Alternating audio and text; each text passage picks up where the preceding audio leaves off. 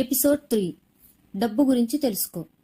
పేదవాళ్ళు, మధ్యతరగతి వాళ్ళు డబ్బు కోసం పనిచేస్తారు. కానీ డబ్బున్న వాళ్ళకి ఆ డబ్బే వాళ్ళ కోసం పనిచేస్తుంది. స్కూల్కి వెళ్ళి కష్టపడి చదువుకో. బాగా గుర్తు తెచ్చుకోండి. ఈ లైన్ని మనం చిన్నప్పుడు ఎన్నోసార్లు వినుంటాం. ఈ మాటను మనం ఒక్కసారి కాదు, మన ఇంట్లో వాళ్ళ నుంచి, చుట్టుప్రక్కల వాళ్ళ నుండి, స్నేహితుల నుండి, బంధువుల నుండి ఎన్నోసార్లు వినుంటాం. అందరూ మనకు చెప్పేది ఒకటే, స్కూల్కి వెళ్ళి బాగా కష్టపడి చదువుకోమని. మనకు అందరూ ఎప్పుడూ చదువుతూ ఉండు అనే చెప్తారు. కానీ ఒకానొక సమయం వచ్చాక నా మెదడులో ఒక ప్రశ్న మొదలైంది. అసలు మనం ఎందుకు చదువుతున్నాం? చూడండి, స్కూల్కి వెళ్ళడం, చదువుకోవడం చాలా మంచి పని.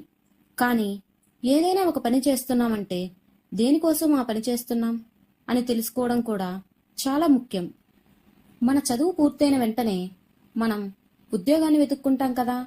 మనం ఏం ఆలోచించి ఉద్యోగాన్ని వెతుక్కుంటాం?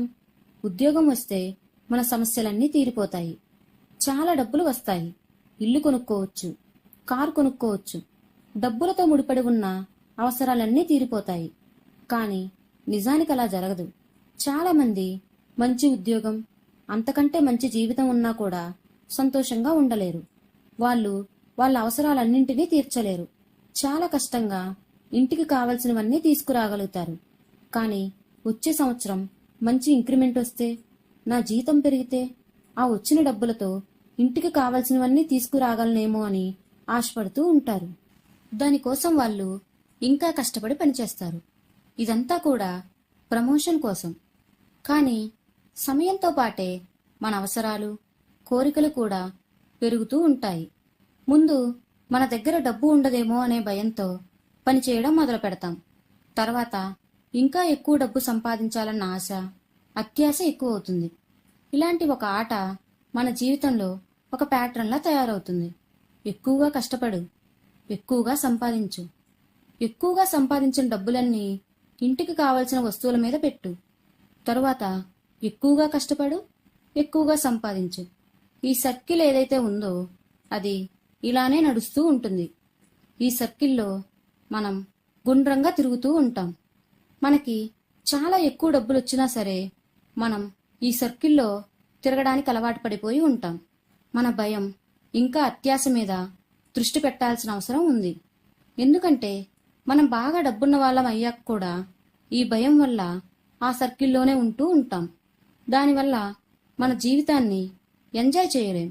ఇంతకు ముందు రోజుల్లో మనుషుల పర్సనాలిటీని డెవలప్ చేయడానికి విద్య అనేది ఒక ఆయుధం. చుట్టుప్రక్కల జరుగుతున్న ప్రతి విషయం గురించి తెలుసుకోవడానికి విద్య ఉపయోగపడేది. కానీ సమయంతో పాటే విద్యకు ఉన్న లక్ష్యం మారిపోయింది. ఇప్పుడు విద్య లక్ష్యం ఏంటంటే పెద్దయ్యాక బ్రతకడానికి, డబ్బు సంపాదించడానికి ఒక మార్గం మాత్రమే. ఇందులో తప్పేమీ లేదు. సమయంతో పాటు వస్తువులు మారడం మంచిదే.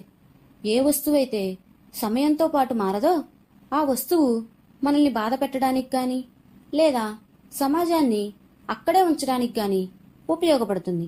రాబర్ట్ కియోసకి ఈ ముఖ్యమైన విషయాన్ని ఈ రిచ్ డాడ్ పూర్ డాడ్ అనే పుస్తకంలో ఇంక్లూడ్ చేశాడు. అతను ఏం చెప్పారంటే, మనం చిన్నప్పటి నుండే మన పిల్లలకి మనీ అనేదాన్ని ఒక సబ్జెక్ట్గా పెట్టి వాళ్ళకి డబ్బును ఎలా హ్యాండిల్ చేయాలో చెప్తే, పిల్లలకు పెద్దయ్యాక వాళ్ళకున్న చాలా సమస్యలు వాటంతట అవే మాయమైపోతాయి. పిల్లలు వాళ్ళంతట వాళ్లే సమస్యల్ని తీర్చుకోగలుగుతారు. కానీ రచయిత ఎప్పుడూ కూడా డబ్బులను బంధుత్వాలకు పైన ఉంచకూడదని కూడా చెప్పారు. అందుకే ఆయన ఈ విషయాన్ని బంధుత్వాన్ని ఉపయోగించి చెప్పడానికి ప్రయత్నించారు. రచయిత యొక్క పూర్ డాడ్ నేను ఈ వస్తువుని ఎలా కొనగలను అని అనుకుంటూ ఉండేవాడట. అదే సమయంలో ఆయన రిచ్ డాడ్ నేను ఈ వస్తువుని ఎందుకు కొనలేను అంటూ ఉండేవాడు. వీళ్ళిద్దరి మాటల్లో చాలా తేడా ఉంది. వీళ్ళిద్దరి ఆలోచనల్లో కూడా తేడా ఉంది.